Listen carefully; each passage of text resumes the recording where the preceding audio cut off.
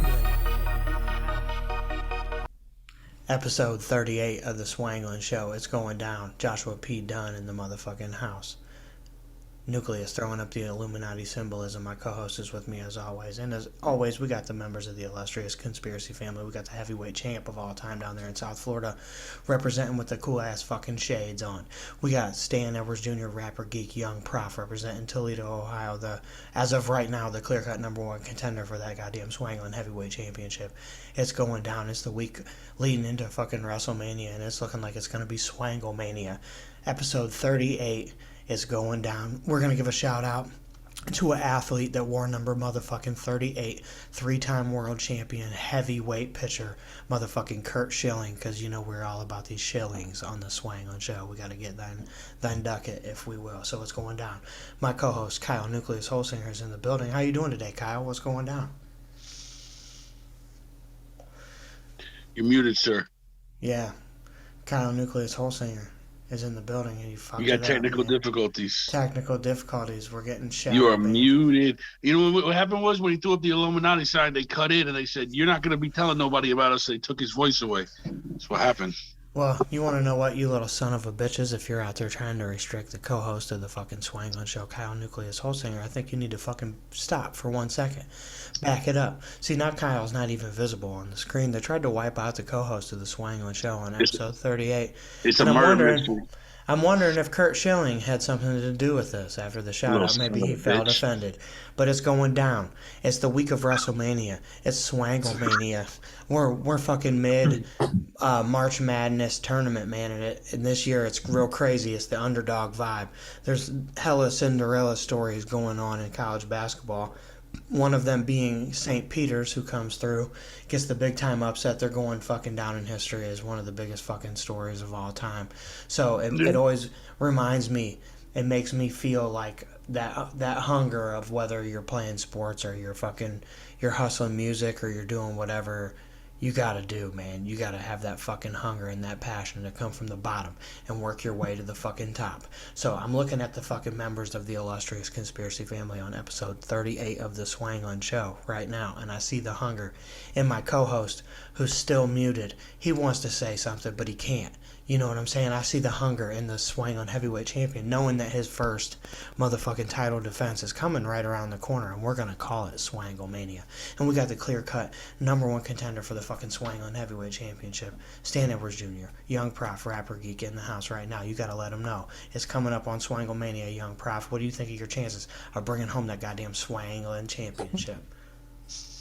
Well, a little bit of spoiler alert. I'm actually going to be at WrestleMania this year, so I'm planning on taking that title next week, fellas. Just so y'all know. Damn. Okay. Put me on notice, huh? Oh yeah. You guys heard that first. You guys heard it first, right here on the Swanglin Show. The Swanglin Show. We welcome you back. I know you had shit going on, but we glad you back.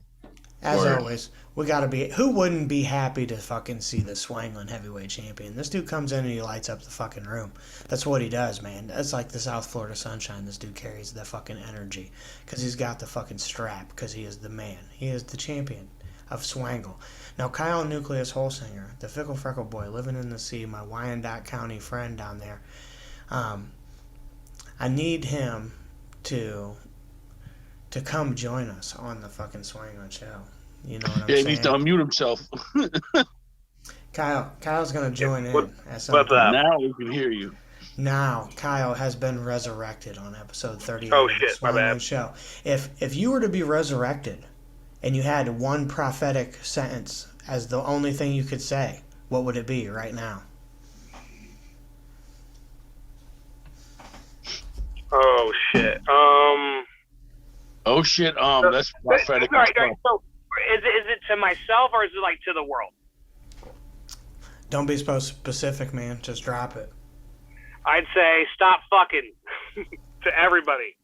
Stop fucking. Terrible advice. I'm not listening to that at all. At all. Stop making these fucking idiots that are in my way on the fucking freeway. Oh Jesus! I would say stop fucking. I think Kyle is all for population control. Oh, yeah. You see, he was throwing up the Illuminati sign there in his Just ear, don't dog. say it, In dude. his Right. ear, dog. They got to him. He That's Yeah, turned dude. crazy. You know what it was, dude?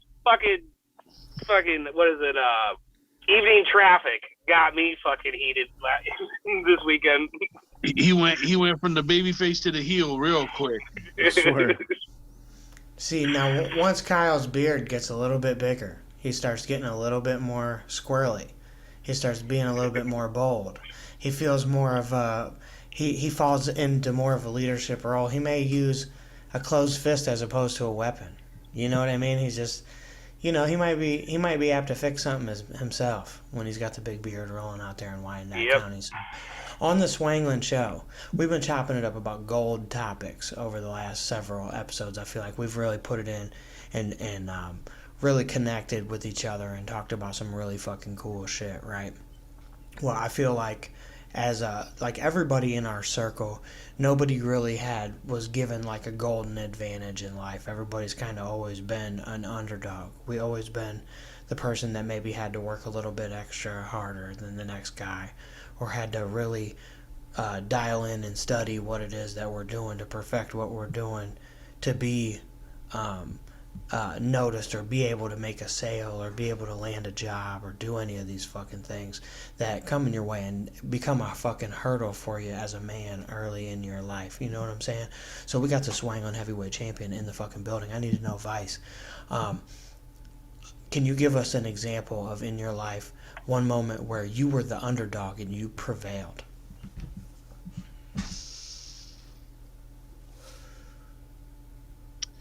Repeat the question one more time. You were cutting in and out a little bit there, sir.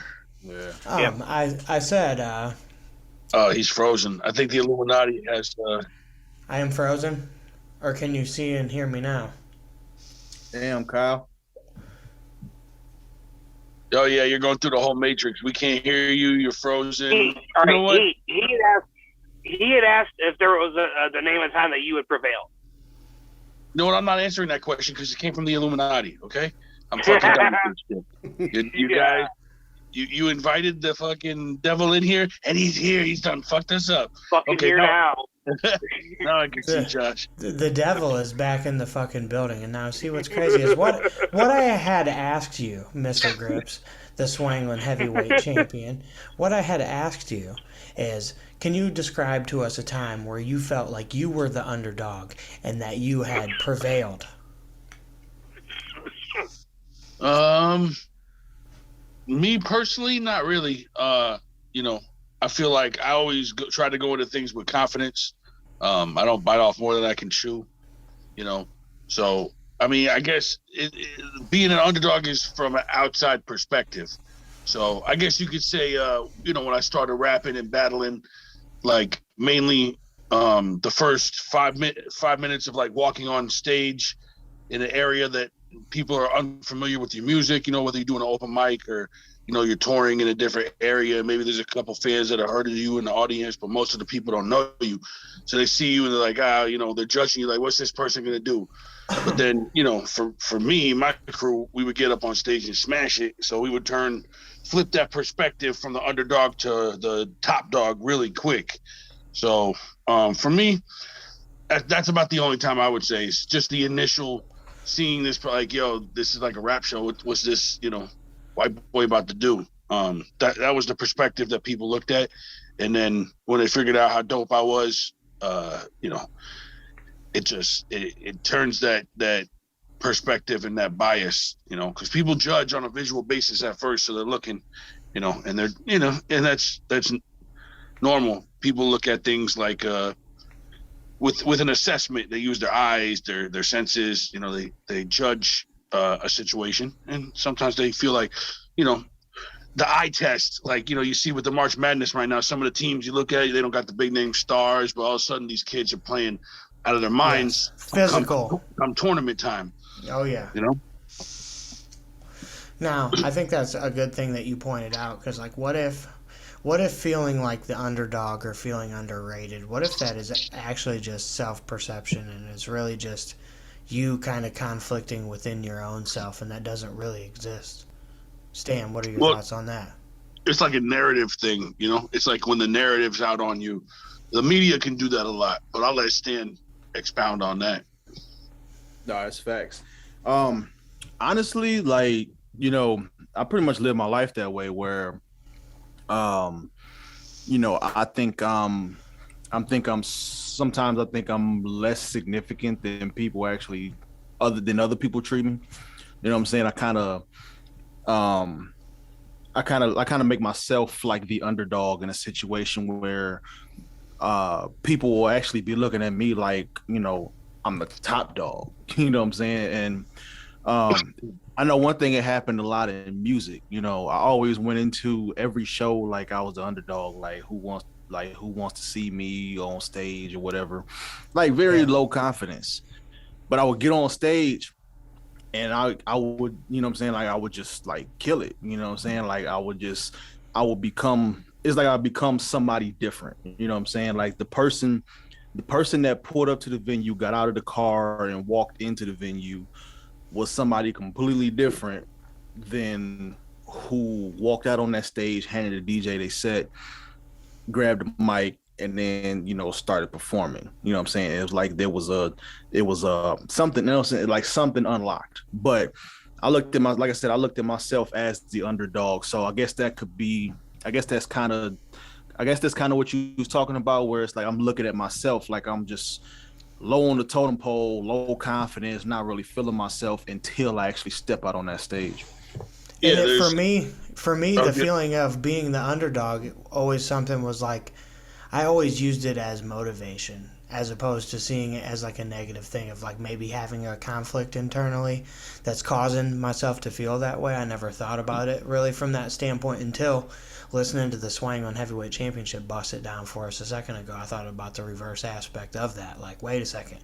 So feeling like the underdog, you know, is that really a pride thing? Is it something that I feel like I got to prove or whatever? And Stan and both of you guys had mentioned scenarios pushing music, and I can attest to that. Like sometimes I'd be in a scenario where they'd be like, we'd go out of town to do an event. And, you know, we're not as prevalent in the area, or we're not really in the circuit at that venue very frequently or whatever, to where they'll be like, okay, you're going on first. We'd get excited. Like, hell yeah. We get to fucking, you know, most people would get offended. Like, oh, no, well, fuck that.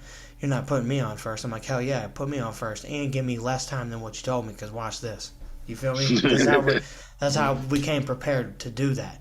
And we would, in a lot of scenarios, we'd tell them just bust it down, and we'd just do 2 or 3 songs and crush it. And be able to deliver and give high energy, guaranteed, and just give them the straight killer. So my man Kyle Newkleus Holsinger, the fickle freckle boy living in the fucking sea, is in the house on episode 38 of the Swanglin Show. I gotta know, Kyle, what's one standpoint from being a parent and you're like raising kids, right? Do you feel like you're the underdog against society as far as your influence in the world and in your family? Well, there's a lot of outside influence into families, like media and stuff. For example, my kids knew about the Ukraine stuff from school, came home talking about it, you know what I mean? And before I even had said anything to them about the Ukraine situation, you know, so, and I think that was probably true for a lot of parents around the country. I think that the way that social media is now, because they're on TikTok, and there's like TikTok videos about what's going on there, and there's on YouTube, and like, so like it's something that they can access. But what I was like, my first concern was like, all right, what did you hear at school about it? But for the general consensus, it was what was on the news. It wasn't anything like, you know, crazy, you know, I don't know. It wasn't too in depth. It was just the gist of what was going on. And so I was like, okay. So then I sat down and we watched the news like a little bit and looked over a little more and kind of went from there. But not just that, but like there's societal influences. Like, for example, we talk about the cultural assimilation thing. Like, if you're trying to raise your kids a certain way, even if it's not culture, but let's say you have a certain code of moral ethics, you send them off into the world and they're running into other children that aren't raised with the same moral codes. And that's fine. But sometimes, like at the playground or something, kids will interact and butt heads, and you'll kind of see whose kids were raised certain ways. And you worry about the influence of other kids on your kids, but on a whole, as long as you are, I mean, I guess firm, it's like you spare the rod, spoil the child. So as long as you have a disciplinary system that reinforces what you're trying to do, and then also you're rewarding good behavior as well, not just punishing bad behavior, I think you can, it could all work out. I mean, I think as long as a parent you have your priorities together, what you want your kids to be or how you want to raise your kids, I think you'll end up being better off than most. I think that's cool, and that's a motherfucking good way to put it on the Swanglin Show, episode 38. You guys have mentioned so far like the media influence, right? So it's like a very common theme in the film industry to portray maybe an underdog sports story or an underdog, you have movies like the classic fucking Rocky Balboa fucking series that everybody loves, the classic underdog football movies like Remember the Titans and Rudy and all these fucking things, right? So I wonder really if, the concept of being an underdog really stems from that competitive nature that we all fucking have to want to be great or want to be the best of all time. Stan, what are your thoughts about that? Ask the question one more time for me.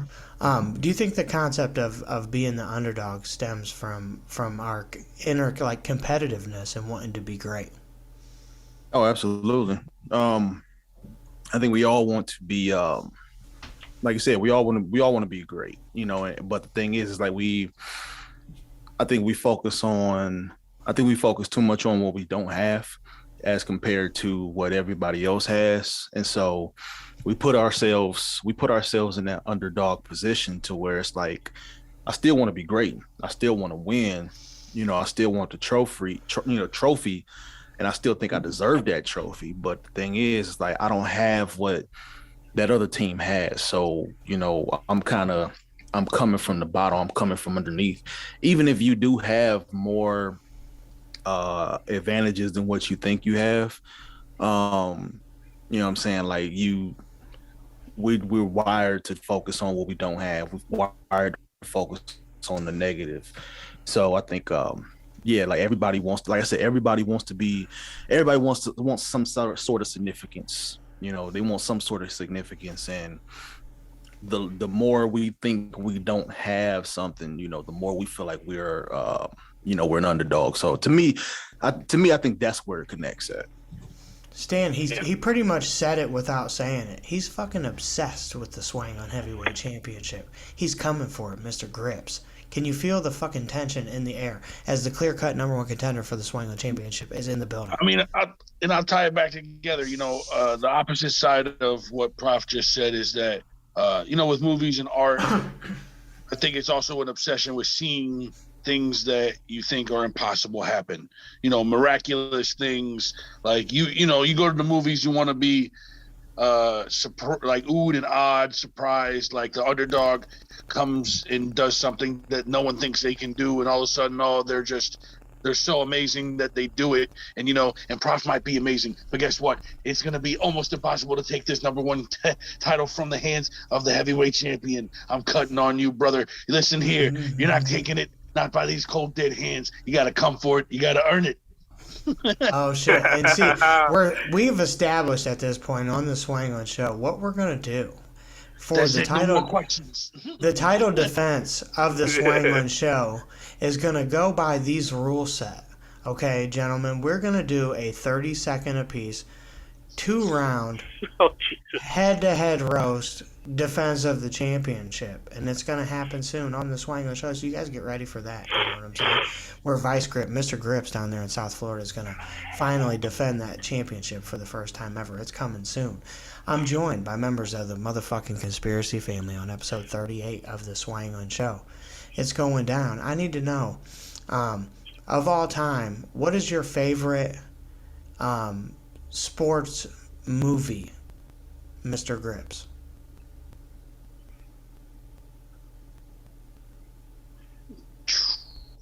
Favorite all-time sports movie? Huh. That caught me off guard. I don't know. I mean, like maybe for nostalgic purposes, because I was a jit when it came out, and being a kid. Mighty Ducks was a classic, you know. Mighty Ducks was freaking ridiculous, you know, like one of the best kids movies of all time. You know, it's just something about that 90s era of Disney movies. Not the, you know, the animated ones were obviously dope. The animation's always been top notch, but the real life movies too. That one was one of them that was crazy, you know, as a kid. Oh yeah, I agree with you. Right now, in my closet, I got the long sleeve green and purple Charlie Conway Mighty Ducks jersey right now that you might catch in rotation. I might even bust it out on an episode of the Swanglin Show. Now that you say that, I have some good and fond memories of those movies being a kid. I mean, the movies those came really out before great. the actual hockey team, right? The hockey team came out afterwards from the movies. Yep. Yeah. Yeah, so that's how influential it was. It actually correct. formed a professional hockey team from a Disney movie. Like, you know what I'm saying? That's crazy. They're just like, you know, Brandon's unstoppable. We got to keep running with it. Oh yeah, I feel like too those the underdog mentality and story that always lies within those sports movies. It's always portrayed in a really good way to where the person that's fighting from the bottom, they get to the top and then they win, and then it's this grand championship fucking celebration. But we're here to tell you on the Swanglin Show, we always give you every aspect of the fucking story. So what if you're the person that starts from the bottom, man, and you're climbing and climbing and you get all the way to the top and you're just about to jump over that fucking hurdle, and then boom, life hits you like a ton of bricks and you just don't have what it takes to jump over the hurdle. We're joined once again by the number one contender for the Swanglin Heavyweight Championship of all fucking time. Marinated Mitch is in the building, and it's gonna get wild. Marinated Mitch, I need to know, have you ever been in a scenario where you're the underdog, man, and you just get to the hurdle that you're trying to jump over and you just come up short? Oh yeah, all the time, man. To me, that's how you learn. You know, sometimes it just ain't meant to be, and you got to accept it. Sometimes it ain't the right time. You know, you got to reevaluate, try it later at a different time. Happens all the time in life to me, I feel like. But like I said, that's how I learn, man. Well, one thing's for sure, you're not coming up short when it comes to staying in the fucking title hunt for the Swanglin Championship, as you and Stan Edwards Jr., Young Prof, the RapperGeek out of Toledo, Ohio, are once again neck and neck, coming for that motherfucking that Hyman Roth down there in Florida. You're coming for the fucking gold, my friend, and I love when the gold rush just starts happening and the fever is in the air. So I got a question for my man, Stan Edwards Jr. How does it feel now, man, that you thought it was you once again, man? You were standing at the top, and then here he comes once again. He did it to you again. No, I was waiting for Mitch to run in with the steel chair and secure his spot. So it's like the third week in a row that he came in, on the slide like that. Safe. So I'm expecting it. I'm expecting it at this point. But like I said, I appreciate it. Oh yeah, the competitive spirit is live on the fucking Swanglin Show. We're talking about the underdog role and the motherfucker that climbs up from the bottom all the way to the top. Now, we had mentioned like some good films like Rocky movie series and shit like that, and we can mention some sports stories as well, like the Cleveland Cavaliers championship with LeBron down 3-1, comeback never been done before. There's all these different scenarios that you'll see, like even back in the day, Shawn Michaels runs the Royal Rumble from the number one spot, the ultimate fucking Cinderella story that plays out a lot of the times in sports. It plays out in real life too. Sometimes you see people that really come from nothing, people that have really humble beginnings, that are hardworking people, really fucking come up in this world. So my question right now is for Stan Edwards Jr., the RapperGeek out there in Toledo, Ohio, is do you feel like, being from the Midwest, that we are around a lot of people that are like blue collar successful? You said, are we around a lot of blue collar successful people? Yeah, yeah. Do you think that like hard work translates to success? Um, Hard work directed to the right place. You know what I'm saying? Like, I mean, I once heard somebody say like, if hard work makes you successful, then construction workers should be the richest people in the world. But like hard work definitely plays a factor. But like I say, hard work with the right direction and connection. You know, us being in the Midwest. I mean, obviously there's some success out here. And there's different levels of success. Like you said specifically blue collar success. You know, if success to you is, you know, working a blue collar job, having a good house, good family, if that's successful to you, then you know you are technically successful, because that's what you set out to do, and that's what you have, and that's what you are, you know, maintaining. But you know, if that's not your blueprint for success, you know, then it's going to require redirecting that hard work into different directions. You know, maybe just using your blue collar job as just you know, income to fund your other ventures that you do think is going to make you successful. You know, if you try to start a business or some other venture, using that blue collar money to fund, you know, your business or whatever. But yeah, like I said, it just depends on your mindset and what you are, you know, looking to accomplish in the world. Yeah, I think it takes a very stern and strict level of discipline to be able to be the type of person that starts from a lower level and scales up in general. You know what I mean? And I feel like that's something that I can attest to. You know, I didn't start from the complete bottom. You know what I mean? But you know, I feel like a lot of people within the grand old conspiracy family can say that they've leveled up in life. I do want to say this real quick though, like, you know, especially coming from, you know, like I said, there's different levels of success, you know, but your environment matters. It absolutely matters. Like, and sometimes it's based off of your geographic location, sometimes it's not. You know, like you could be in a city like Toledo that's Rust Belt, you know, that's behind most of the country in certain aspects, you know, and you can still have a level of success based on your connections. Or you can be in, you know, a city like Miami, you know what I'm saying, that's constantly moving, you know what I'm saying, like there's nothing but success in Miami, you know what I'm saying. Success here in Toledo is going to be way different from success in Miami, you know what I'm saying. So you can't say, I mean, it's going to look different for sure because it's relative to, like you said, location, but you can't say that everyone's successful and that there's nothing but success, because there's a lot of heartbreak. The city can chew a lot of people up, right, because it's fast moving. It's like a tornado. It's like a whirlwind. You go in and you can't handle it, you're going to get thrown out and it's going to hurt, you know. Right, and there's a much bigger gap between success and failure too, in somewhere like Miami, for sure. You know what I'm saying? It's exacerbated. I read an article that it was almost nowhere in the United States that there was more of an income gap between those who got it and those who ain't got it. Right. You know?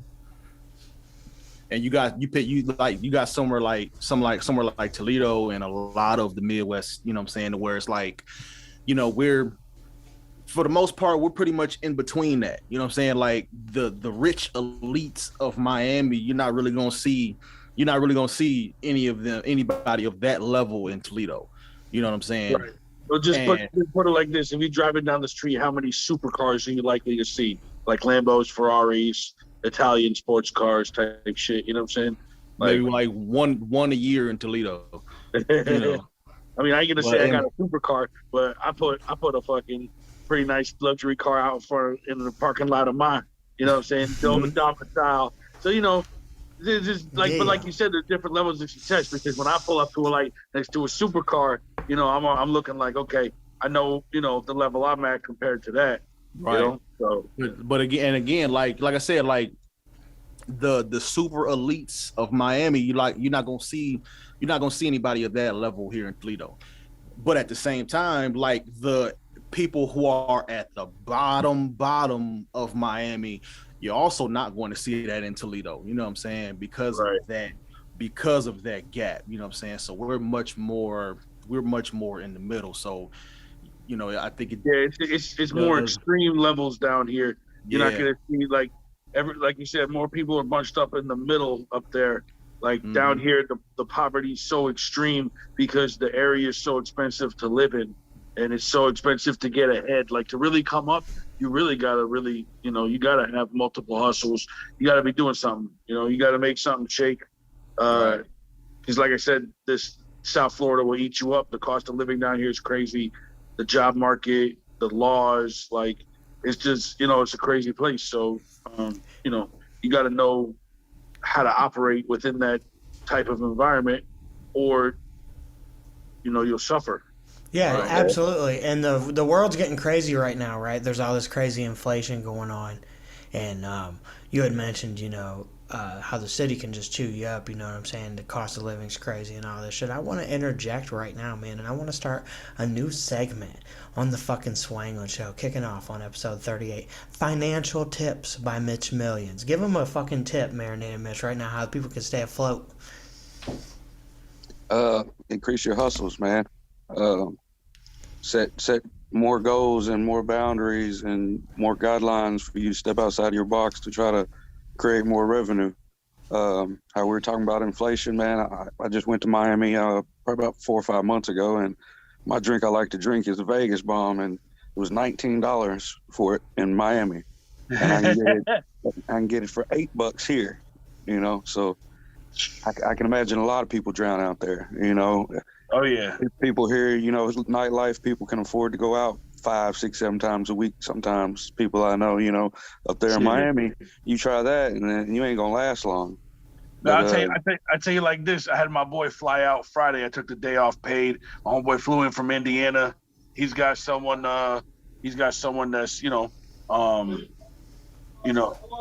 right, bro. What was I saying? Oh yeah, my boy flew in. He's got people down here, you know what I'm saying, that moved down here. So, you know, they was in south like Coral Gables area, so that's south of downtown. They were gonna hop an Uber to hit some micro breweries, check out the graffiti in the art district in Wynwood. You know, I was like, okay, y'all doing the touristy thing. You know, I'm up here in Fort Lauderdale, so that's a little drive for me. So just to go to hang out with him, to go say what's up, you know, 10 in gas, 10 in tolls, 8 in parking, you know what I'm saying? Like, it was already like $40 just to get to the area, just to get into Miami, you know what I'm saying, to hang out. Like, then you talk about Uber's gonna cost you to go to Wynwood, especially. It's gonna be $40, you know, $45. Depending on where you're from, depending on where you at, you know, the distance. So. But yeah, man, just increase your hustles, man. Try to think of other ways, man, you can create revenue and ideas that can help those goals and dreams come true. I feel like we live in a world that's totally based off money, and like y'all said, it's all how a person measures their success and what they want out of life. You know, if you want more, you got to do more. That's the end of it, man. Yeah, you want more, you got to do more. That's facts.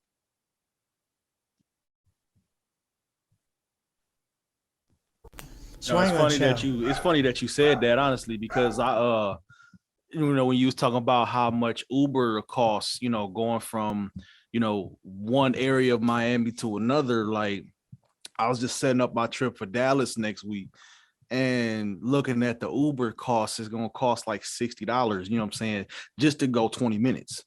You know what I'm saying? And you really ain't got to deal with that here in Toledo. I mean, $9 and you can, you know, $9 here, you can get to work, but you won't find that in the big city. The price of gas wasn't what it is now. The price of gas is what it now. I imagine it would be $60 probably now. Oh yeah. You see that a lot on the fucking Swanglin Show, man. That Yeah, we it's can have crazy. these conversations go around the fucking table about maybe giving out some financial advice from Marinated Mitch Millions. You can get some insight and some real game out of Stan RapperGeek Edwards Jr. and you can get some real game from the Swanglin Heavyweight Champion.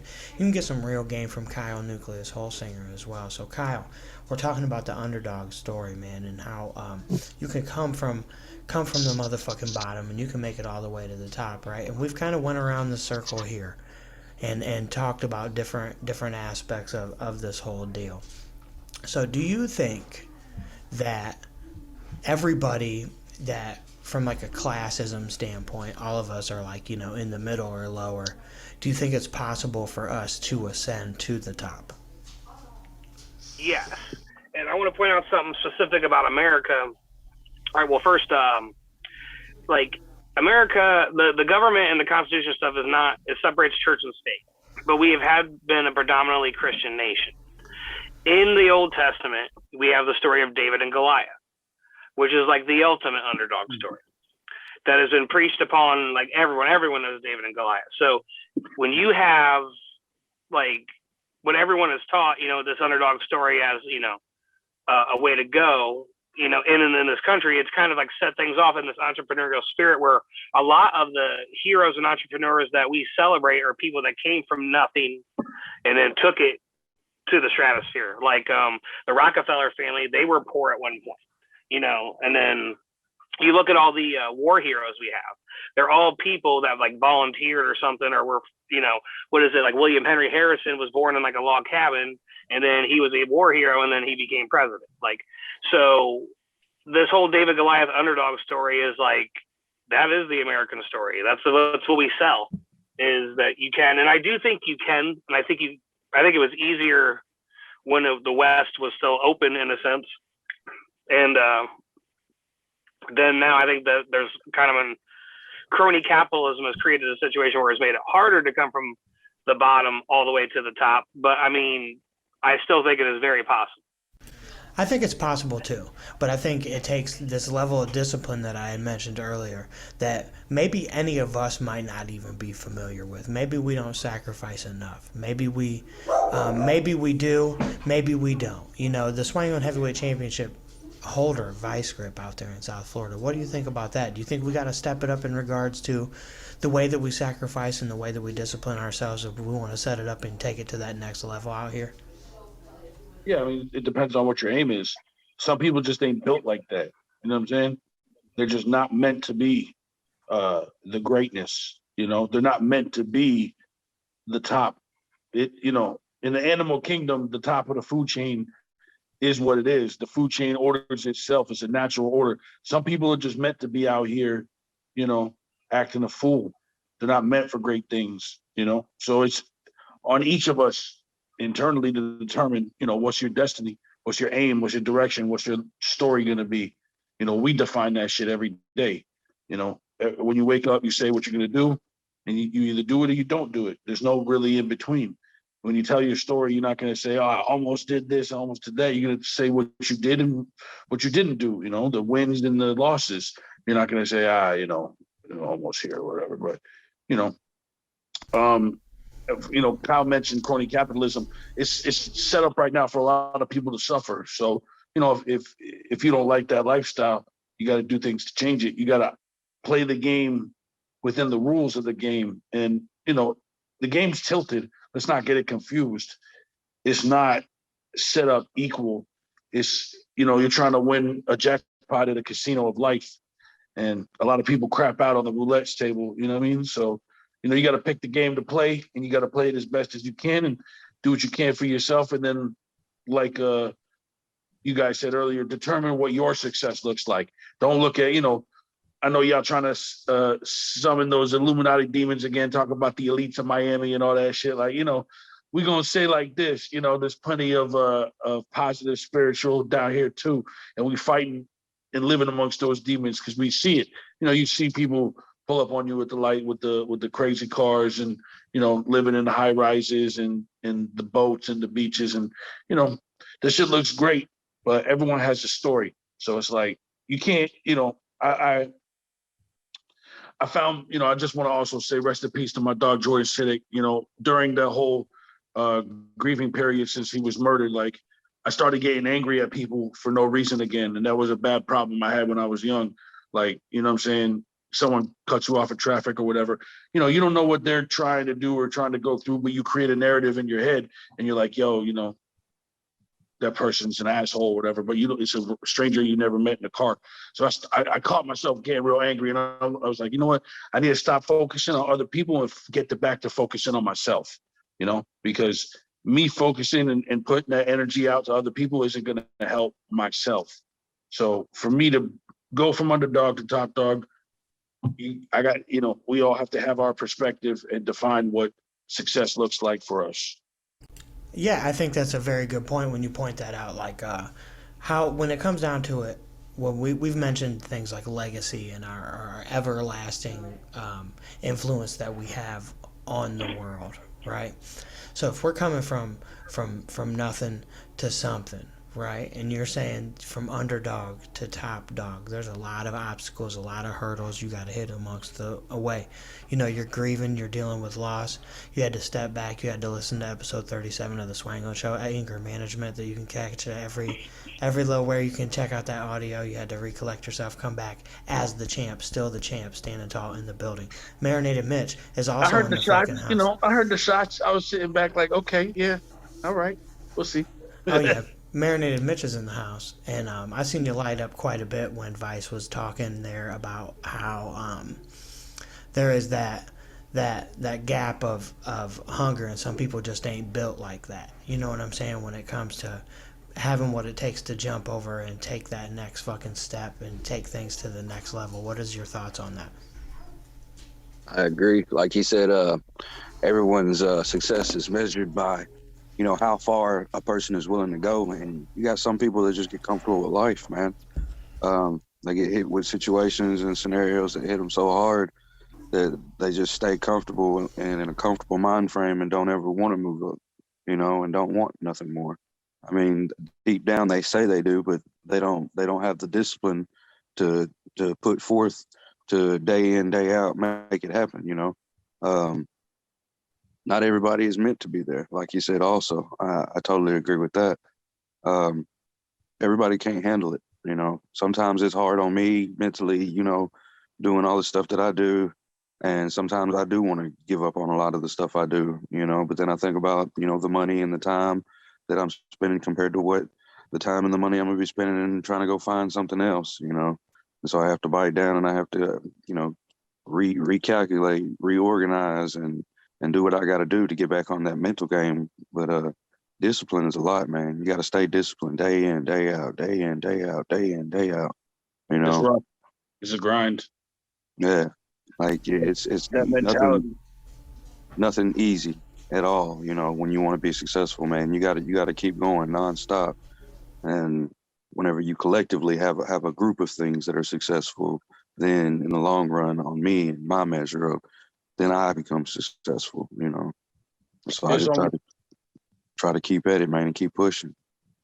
It's almost like, okay, Kim Kardashian caught flack for saying that, oh, if you want to be successful, you just got to fucking do the work, and it's like, yo, what do you know about it? You got hinted everything. Everyone starts at a different level, but you can easily lose it all, So not to like defend her position because the message was correct that she was saying, but coming from her, it just, the optics didn't look good. But, from where you start, you can't control from where you start. You're born to who you're born to. Your situation is what it is. If you're born to parents that got millions, they can just be like, here, you're 18 now. Here's money to start a business. Do what you want to do.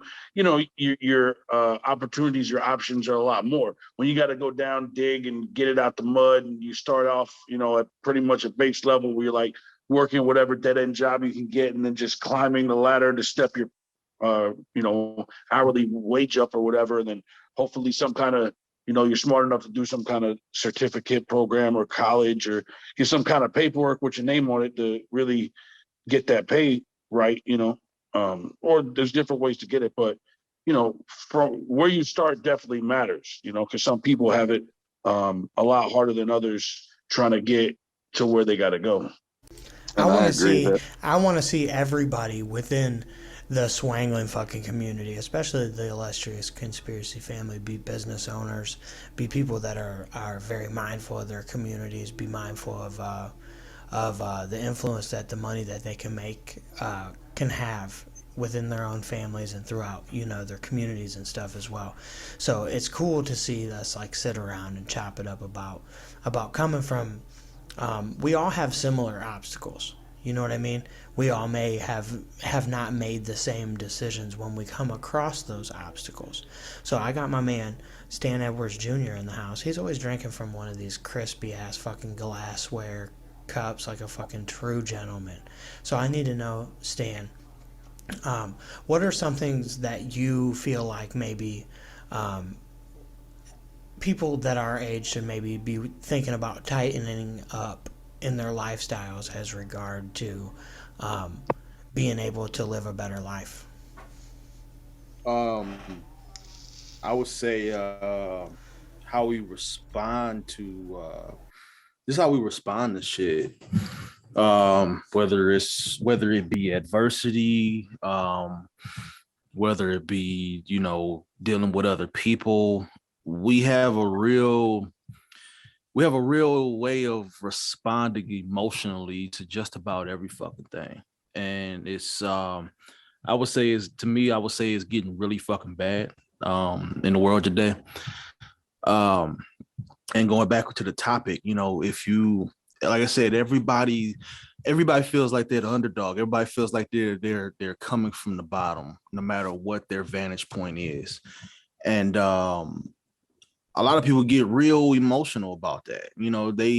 If you try to tell them that, well, hey, you got this advantage and that advantage that everybody else doesn't have, they have a real emotional response to that. It's like, well, fuck you. You don't know what, you don't know what I had to go through. You know what I mean? You don't know what my struggle, like everybody's trying to get somebody to care, and I get it. I understand, but at the same time, like, if you're responding to everything just so emotionally, just expecting everybody to give a shit, you know what I'm saying? Like, it's, to me, I think it's going to push you back further and further. So I would say, the people of our generation, we need to start focusing on or paying more attention to how we respond to certain things, because, especially like we're coming into the age where we're becoming the leaders, you know what I'm saying, for the next generation. So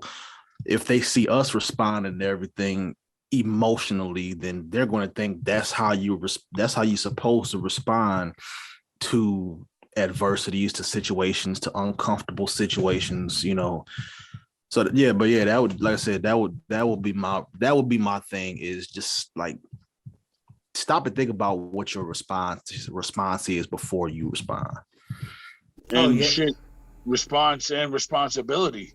Mm-hmm. Like you were saying, like, the people who were, presidents and making all the rules and mayors and everyone that can't be forever. So our generation, like you said, is going to fill those positions once they're available. You know what I'm saying? We fuck with Josh because he is responsible.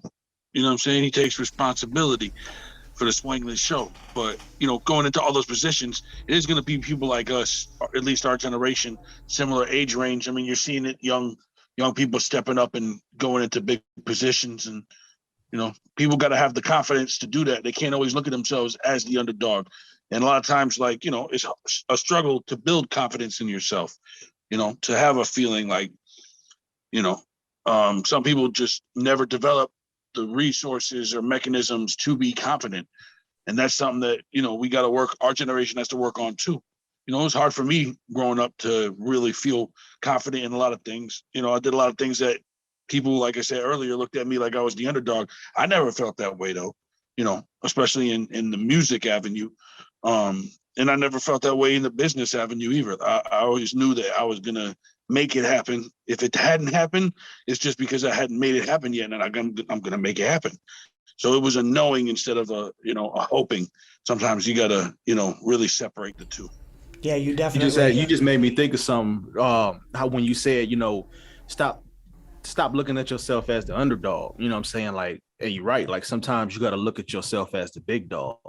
The problem is, it's like we've glorified, because like we've been talking about this whole time, like we've been glorifying the whole idea of being an underdog. Like it literally goes back to the hero's journey. You know what I'm saying? Like you come from nothing, you get the call to action, you know what I'm saying? And then you topple you basically topple the big dog, you know what I'm saying? And Right. you look at it now, like we look at corporations as the big dog. You know, we look at the government as the big dog, no matter what they contribute. And I'm not speaking for them, you know, but like no matter what they contribute to society, we demonize big corporations, big business, you know what I'm saying? And like we look at that as the big dog. So therefore everybody else has to be the underdog. So we kind of glorify, it's the whole be humble mentality. You know, we like I said, we glorify that.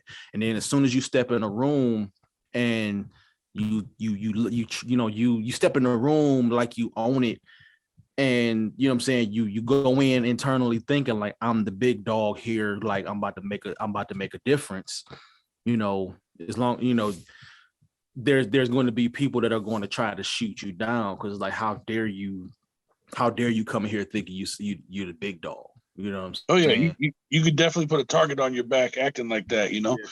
So, and that's where life is about nuance. Is a fine line between confidence and arrogance. You know what I'm saying? Like I never walked into a situation arrogant, like I was better than anyone. I just knew what I was worth. You know what I'm saying? So when you know what you're worth and you know what your value is, you know, you determine that. And if you have the confidence to understand that concept, then, you know, you put your own value on that. And, you know, if you overvalue yourself, like I said, that's going to draw the attention. If you're like, yo, I'm the best of the best of the best, people are going to say, okay, prove it. And then you have to back up what you claim. Yeah, definitely. Now, Swanglin Show, episode 38, man. We're getting some fucking straight gems from everybody in the fucking room. But one thing that I think that is major key that came from Mitch Millions, man, that we got to fucking focus on here is that you got to just boss the fuck up, man. You got to get your weight up. You got to find some new hustles. You got to, if you're listening to the Swanglin Show, you need to know that all 5 people that's in this fucking room right now, we believe in you. You're the fucking man, or you're the woe man, the woman, whatever. You got to fucking stand on it. You got to make the shit happen right now. So I've been sharing bangers from the fucking squad on the Swanglin Show, and I think it's only fair that right now, the perfect timing for me to drop this fucking heat rock from the conspiracy family's own fucking king of the wing, CJ De Niro, representing Cincinnati, Ohio, this legal hustle. You guys hip to this shit? This shit is straight up fire. We're about to drop it right here on the fucking Swanglin Show. It's going down.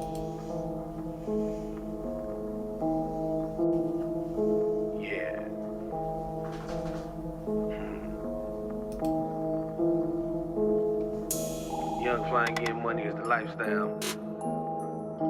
I go by the name CJ De Niro. But you already knew that little bitch. Getting to that motherfucking chicken. I be on my grind. I be on a mission. Cooking in the kitchen. Studio trapping. Everything legal. I got it all rapping. Bitch. Getting to that motherfucking chicken. I be on my grind. I be on a mission. Cooking in the kitchen, studio trapping, everything legal. I got it all rapping, bitch. Making all this money off of rap. That is no cap. These people think I trap. I be posted where it's at. In the jungle smoking pack. Crystal in my lap, chilling like a fat Mac. For real. Getting to the money with my day one niggas. Free Twan and wood grain and some A1 niggas. You niggas ain't real, y'all some 6'9" niggas. My nigga keep it on him. 6 9s with him. Bitch, my neighbors think I'm selling dope. Got a nice whip and got a gold roll. I smoke gas, sell plates, working 9 to 5. Cause I want my kids to live while I'm still alive. For real. Getting to that motherfucking chicken. I be on my grind. I be on a mission. Cooking in the kitchen. Studio trapping. Everything legal. I got it all rapping. Bitch. Getting to that motherfucking chicken. I be on my grind. I be on a mission. Cooking in the kitchen. Studio trapping. Everything legal. I got it all rapping. Bitch. Middle finger to the ops. All that hating didn't work.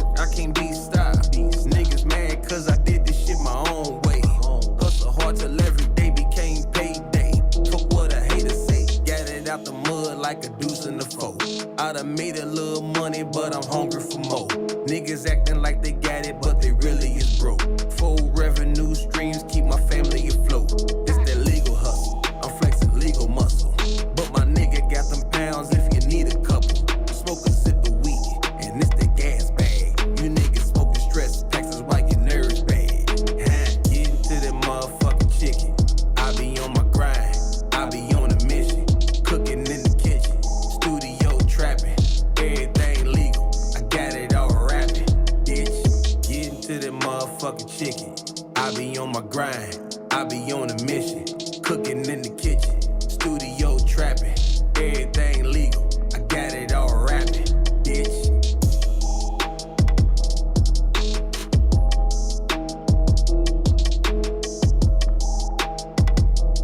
Everything legal, I got it all rapping.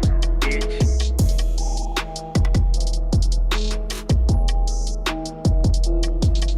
You guys know what the fuck it is, man. It's the fucking Swanglin Show. Look at De Niro. Oh, man. Oh, yeah. And it's going down just like that. Now I want to eat chicken wings. This is some bullshit. Yeah, No yeah. nose and chicken. Yeah, we gotta give a major shout out to our good homie CJ De Niro. I want to get in the studio and have chicken wings at the same time. I need that in my life right now. Now let me tell you guys something. I was on the reverse end of the camera. I actually shot and produced and edited that video while CJ sat there and cooked those chicken wings, and I had to plate my damn self. So if you're in the greater Cincinnati area, Southern Ohio area, you got a fucking major treat coming to you. The good homie CJ De Niro is back home. He's about to be whipping up some new news kitchen for a new customer base out there in Cincinnati. They don't know what's about to be hitting them, but it's going down. So today on the Swanglin Show, episode 38, the Kurt Schilling edition, the 3-time fucking champ edition, heavyweight shit. I've been joined by MrGrippz, the Swanglin heavyweight champion representing out of South Florida, that dirty South. Hyman Roth, my fucking Jewish friend out there in the dirty South. I'm joined by my motherfucking co-host with the most, Kyle Newkleus, Holsinger, the fickle freckle boy living in the motherfucking sea. And then I'm joined also by the co-number 1 contenders for the Swanglin heavyweight champion, Prof. Young Stan Edwards Jr., RapperGeek, representing Toledo, Ohio. You need to follow him on the internet. He's dropping some fire. And my man, Marinated Mitch, the fucking king of Arkansas, is in the building. It's Joshua P. Dunn, as always, today. The fucking P stands for nothing, because who gives a flying fuck? It's Rick's dangling for life. R.I.P. Mr. Rage. Swanglin to the motherfucking fullest. We'll see you next time, you little son of a bitch.